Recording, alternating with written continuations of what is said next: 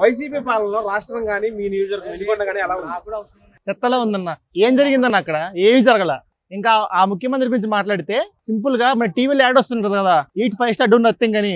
ఆయన ఈట్ ఇసుక do nothing, cheap liquor do nothing. ఆయన మాత్రం బ్లెండ్ ఫిట్ ఇచ్చులు 5 అవుతాడు, జనాలకు మాత్రం 60 రూపాయలది 250 అమ్ముతాడు. జనాలు ఎవరిలో పోతున్నాయి. మా ఊర్లో 4 చనిపోయారు చీప్ లిక్కర్ తాగి. దాని గురించి తక్కువ మాట్లాడుకుంటే అది మంచిదన్న.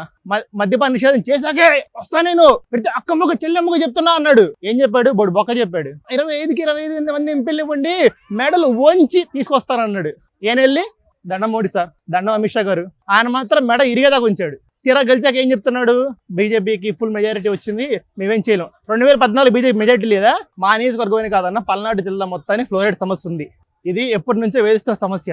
సో ఈ సమస్య ఇప్పటికే అలానే ఉంది.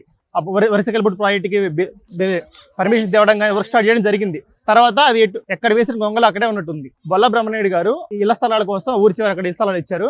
అక్కడ మీటింగ్ పెట్టి ఈపూరు చెరువుని ట్యాంకు బండ్లో చేస్తా, ఈపూరు చెరువులో చేపలు జాంతానాయి అది అన్నాడు. ఏమైంది? అంతే ఉంది. మా చెరువు పర్మనెంట్ తూంగోలు లేదన్నా, ఆయన ఇప్పిస్తానన్నాడు. అది ఆమె కూడా అంతే పోయింది. అన్ని గాల్లో మాటలు, వాళ్ళు చెప్పే మాటలన్నీ ఒక్కడ నీటి మీద రాతల్లా ఉంటే వాళ్ళు చెప్పే మాటలు. తప్పకుండా చెప్పామన్నా. ఆయన మా ఊరు వచ్చినప్పుడు మా సమస్య ప్రతి ఒక్కటానికి విన్నవించుకున్నాం. వస్తారు, వింటారు, ఊగొడతారు, వెళ్ళిపోతారు. ఆ ఊర్లో నాయకులు కూడా ఇంకా అంతే, ఆయన చేయండి మేమేం చేస్తామంటారు. అసలు ఏమైనా జరిగితేనే కదా ఓటేయడానికి వాళ్ళకి.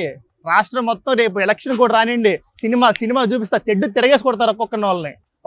వాళ్ళకి ముందుంది ముసలి పండగ.